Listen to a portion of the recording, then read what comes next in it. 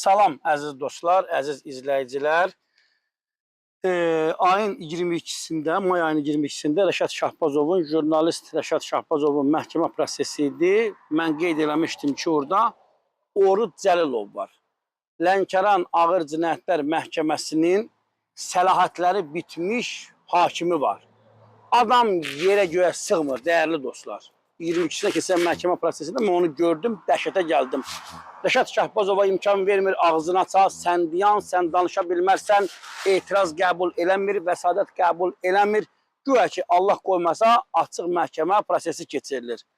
Həmən vaxtı məhkəmə prosesi təxirə düşdü. Bugün 25-də Rəşad Şahbazovun növbəti məhkəmə prosesi keçirildi, dəyərli dostlar.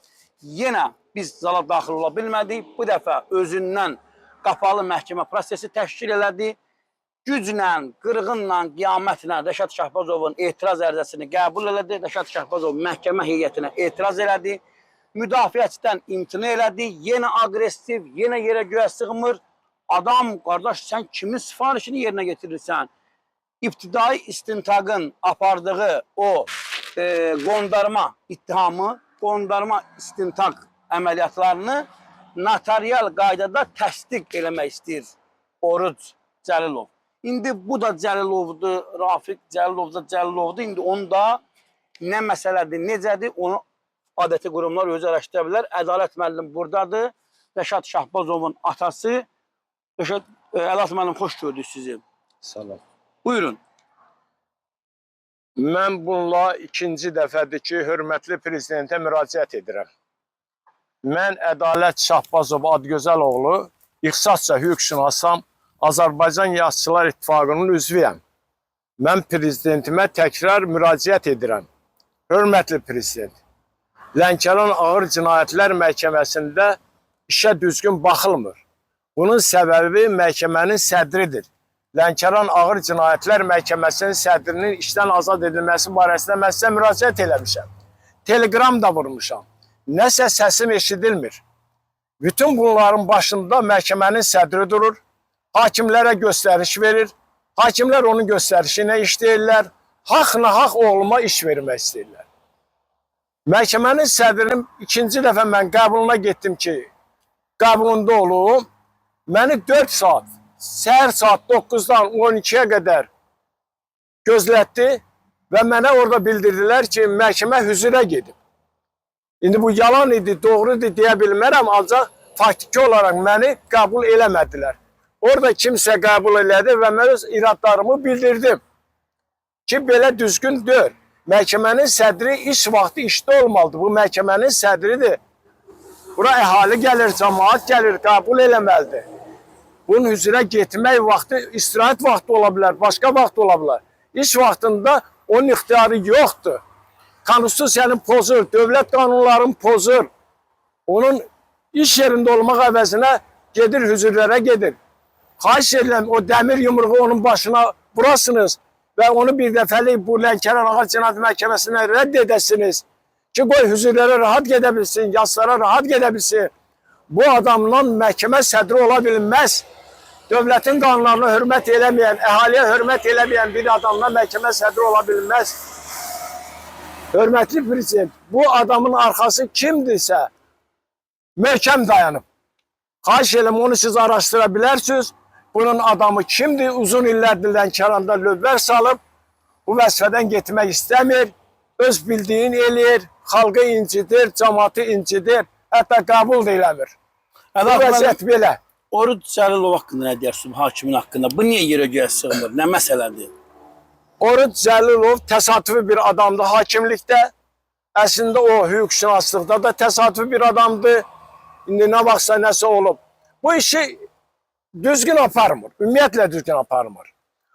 Bu işi bir hakim kimi, yəqin ki, mənə hakimlər də baxar, digər hüquqşünaslar da baxar. Deməli, bunun apardığı iş belədir ki, o yalancı şahidlər zərər çəkənlərə məcbur eləyir ki, müstəntiqə verdiyiniz ifadəni təsdiq edin. Yoxsa sizdə cinayət işi qaldıraram. Hakim belə olmur.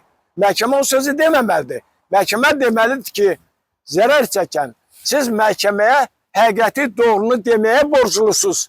Bu cür deməlidir. deməməlidir ki, siz müstəntiqə verdiyiniz ifadəni təsdiq edin, ifadəni təsdiq edin. Ona görə bu adam işini də bilmir, təsadüfi adamdır, hakimlik gelir, cəmaatı incidir, istədiyi kimi. Sədrlə eyni adamdılar.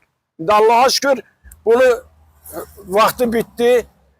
Yəqin ki, bitəcək, təmiz çıxıb gedəcək. Lənkəran Ağır Məhkəməsində, Cinayətlər Məhkəməsində bir də sədr qalır ki, onu da inşallah prezidentimiz götürər və bir azadlıq bəxş edir. Bir də Ədat müəllim, biz bilirik ki, Rəşad Şahbazovun məhkəməsi açıq məhkəmə prosesi keçirilir. Niyə bizi buraxmırlar məhkəməzə alınlar? Sizi, bizi niyə buraxmadılar bu günləri? Səbəb nədir? Səbəb odur ki, qurban olum, bu təzyiqdir. Rəşada təzyiqlər olur. Təzyiqlər olur. Həmin təzyiqin bir nümunəsi odur ki, bizi içəri buraxmırlar.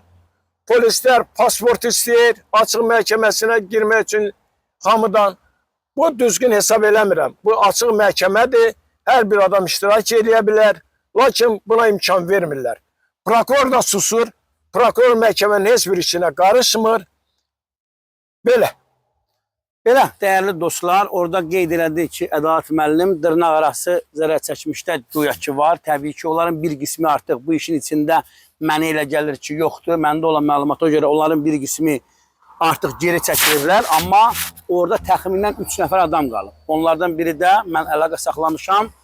Fuad Xudaverdiyevdir. Onunla mən telefonla danışmışam. Təbii ki, Cəlilabad rayon İcra Hakimiyyətinin birinci müavini Qalib Xudaverdiyevin qardaşıdır. Mən ona bildirdim ki, sən bu çirkin işdən geri çəkil. İndi buradan da xahiş edirəm. Yəni, belə şeylərdə alət olmaq lazım deyil.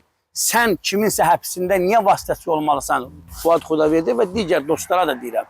Etməyin, eləməyin, özdə yazığınız gəlsin, övladlarınıza yazığınız gəlsin, nəslinizə, kökünüzə. Niyə qardaş, niyə siz alət olmalısınız Rəşad Şahbazovun həbsində? Nə üçün?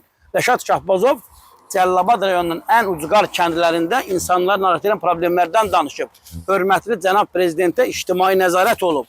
İllərdir rayonda olan problemləri malalayan, rayonun qanını zəli kimi sorulan o bəzi məmurları ifşa eləyib.